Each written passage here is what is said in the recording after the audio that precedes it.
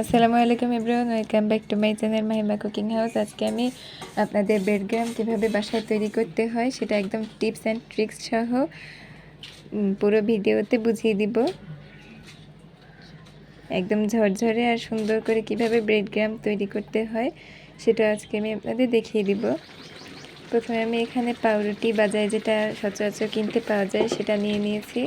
এভাবে করে একটু হাত দিয়ে একটু এভাবে ছেঁচে নিয়ে নিয়েছি।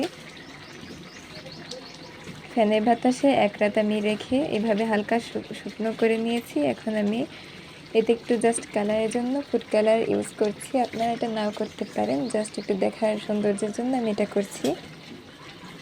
কালারটা ভালোভাবে মিশিয়ে নিয়ে আমি একটা তাওয়া বা রুটি ভাজার যে তাওয়া টাইপের আছে সেগুলোতে আমি একটু এটা হালকা একটু ভেজে নিব।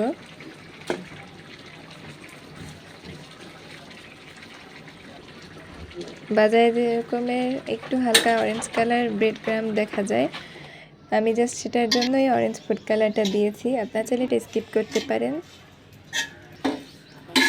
হালকা করে একটু ভেজে নিচ্ছি এই রুটিগুলোকে। এটা আমার ভাজা হয়ে গেছে। এবার আমি এটাকে শিলপাটায় গুঁড়ো করে নিচ্ছি। আর ব্লেন্ডারে দিলে একটু বেশি গুঁড়ো হয়ে যায়, তাই আমি আমার যতটুকু দরকার ততটুকু শিলপাটায় বেটে গুঁড়ো করে নিয়েছি। এটা আমার হয়ে গেছে।